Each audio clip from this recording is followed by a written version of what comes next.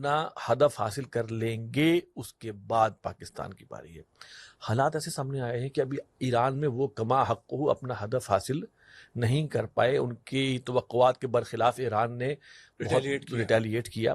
تو میں یہ چاہ رہا تھا کہ آپ اس پہ روشنی ڈالیں کہ یہ جو ہے ایران کے بعد پاکستان کی باری، یہ کس حد تک آپ کو جو ہے وہ نظر آتا ہے کہ ایسا ہی ہونا ہے؟ بسم اللہ الرحمن الرحیم. اللہم صلی وسلم علی نبینا محمد. رب اشرح لی صدری ویسر لی امری واحلل عقدۃ من لسانی یفقهوا قولی واجعل لی وزیرا من اہلی آمین یا رب العالمین. یاسر بھائی جزاک اللہ خیرا کثیرا. بالکل آپ نے بجا فرمایا، اور بانی تنظیم ڈاکٹر اسرار صاحب رحمۃ اللہ علیہ بھی تجزیہ فرمایا کرتے تھے کہ بالآخر نشانہ پاکستان ہے. یعنی کبھی ہم یہ بھی تجزیہ ان سے سنتے تھے اور ہم بھی کرتے رہے کہ افغانستان بہانہ اور پاکستان نشانہ. جنرل حمید گل صاحب. ایگزیکٹلی. اور اب ہم یہ کہہ رہے ہیں کہ اگر ایران تک وہ پہنچ گئے ہیں تو شاید ہم نے کسی پچھلے پروگرام میں بھی بات کی ہے، خطابات جمعہ میں بھی ذکر کیا ہے کہ ایران تو ہمارے آنگن میں ہے نا. یعنی ایران اور پاکستان کی تو سرحد ملی ہوئی آپس میں، بلکہ وہی کیفیت کہ جو ہم ادھر افغان بارڈر پہ دیکھتے ہیں کہ ایک قبیلہ ہے، اس کے افراد افغانستان کے علاقے میں بھی ہیں اور اسی قبیلے کے افراد پاکستان کے علاقے میں بھی ہیں. یہی کیفیت ہمارے ہاں ایران کے بارڈر کے ساتھ بنتی ہے. بلوچ قبائل ہیں، اس طرف بھی پائے جاتے ہیں، اس طرف بھی پائے جاتے ہیں. تو یہ تو ہمارے آنگن میں آنے والی بات ہے. اچھا، اب یہ بات کہ پاکستان بالآخر نشانہ، تو دیکھیے یہ بات ہم نے پہلے بھی ذکر کی، بانی تنظیم ڈاکٹر صاحب بھی رحمۃ اللہ علیہ فرماتے تھے ایران کے بارے میں. تو ابھی یہ ہے نا کہ وہ اس طرف پیش رفت بہت زیادہ کر گیا کہ وہ ایٹمی صلاحیت حاصل کر لے گا اور بالآخر وہ ہمارے لیے بہت بڑا خطرہ بن جائے گا. تو اس کو پریم کرتے ہوئے امریکہ کے آشیرواد کے ساتھ اسرائیل نے حملہ کرنے کی کوشش کی، بلکہ امریکہ خود کود پڑا اس کے اندر. تو ہم تو دھماکے کیے بیٹھے ہیں، ہم تو اعلان کر کے بیٹھے ہوئے ہیں. ہم نے تو اس پر اللہ کی توفیق سے اللہ کا شکر بھی ادا کیا، خوشیاں بھی مناتے ہیں.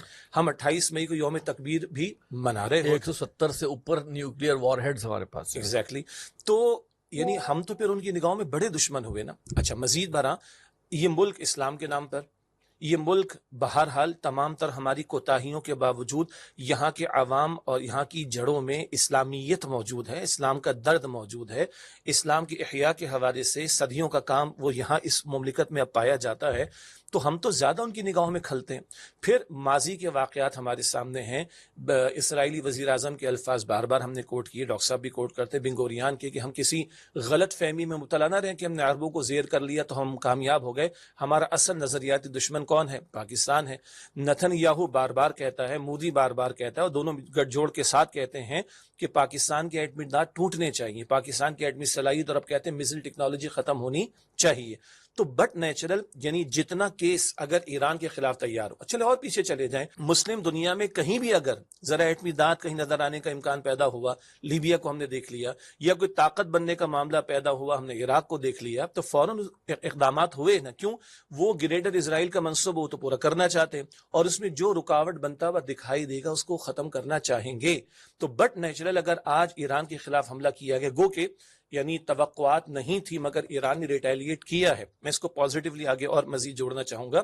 تو ہمیں اس بات کو اچھی طرح سمجھ لینے کی ضرورت ہے کہ یہ ہماری ایٹمی صلاحیت کو ہم سے چھیننا چاہتے ہیں، ہمارے ایٹمی دانت کو توڑنا چاہتے ہیں، تاکہ کوئی اگر یہاں جذبات موجود ہیں تو وہ کل کسی اقدام کی طرف پیش قدمی میں معاملت نہ کر سکیں، ان کی ایٹمی دانت کو توڑا جائے، ان کی میزائل ٹیکنالوجی کو ختم کیا جائے. اللہ کرے کہ ہمارے مقتدر طبقات کو بھی بات سمجھ میں آ جائے.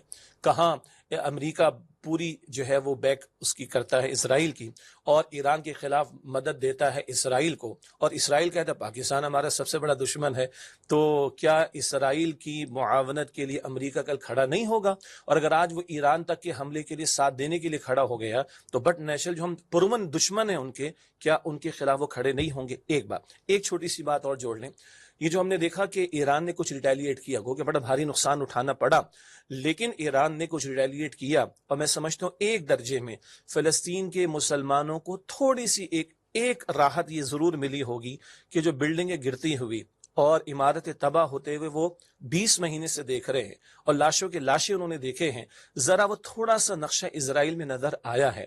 تو اگر ایران نے یہ ریٹیلیٹ کیا، ہم بارہا ریکارڈ پر یہ بات ہے کہ اہل سنت اہل تشیع کے عقائد کا شدید اختلاف اپنی جگہ ہے، صدیوں سے چلا آیا ہے، وہ اپنے مقام پر ہے، لیکن اس وقت امت کے اتحاد کی بات ہونی چاہیے.